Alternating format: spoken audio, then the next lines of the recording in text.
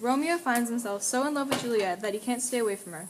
He decides to scale a wall and enter the Capulet garden in order to be with her, which is actually a pretty bad idea considering the fact that the two families are enemies.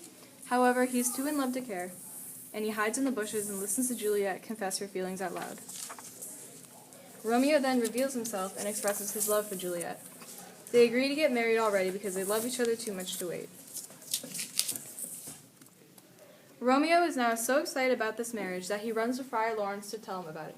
Friar Lawrence is basically a man who knows a lot about flowers, plants, natural remedies, and can also legally wed people, which is pretty important later on in the story.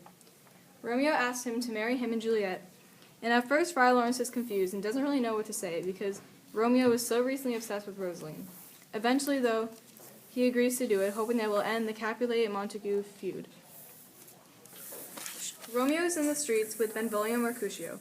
The nurse approaches, and after Mercutio insults her a couple times, Romeo agrees to meet with her alone. He then assures her that he really does want to marry Juliet in Friar Lawrence's cell tonight.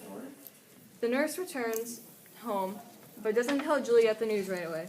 Eventually, Juliet gets a little bit confused and a little bit angry, and the nurse tells her that Romeo does want to marry her at Friar Lawrence's cell tonight.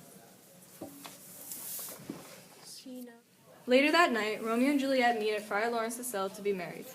After they say their vows, they're officially married.